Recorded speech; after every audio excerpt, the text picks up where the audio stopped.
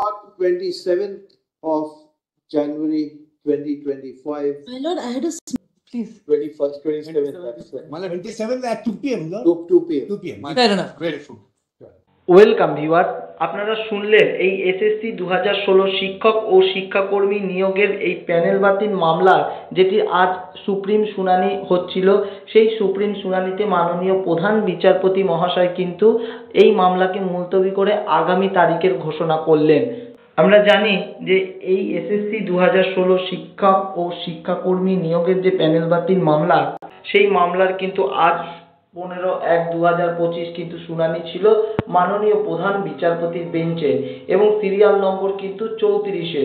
এর আগে 7/1/2025 এই মামলার যে শুনানি, সেই শুনানিতে বলা হয়েছিল মামলাটি কিন্তু 2টোর পর শোনা হবে, এবং সেই মতোই কিন্তু এই মামলাটি আজ 2টোর পরই শুরু হয়েছে এবং সেই মামলা কিন্তু চলেছে।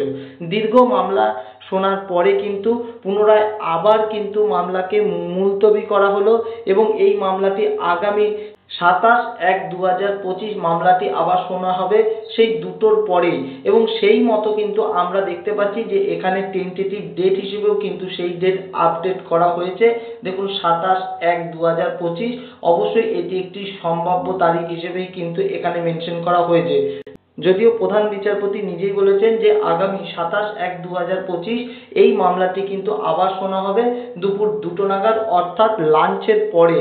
এমনই কিন্তু এই মামলাটির এই মুহূর্তের আপডেট। ধন্যবাদ।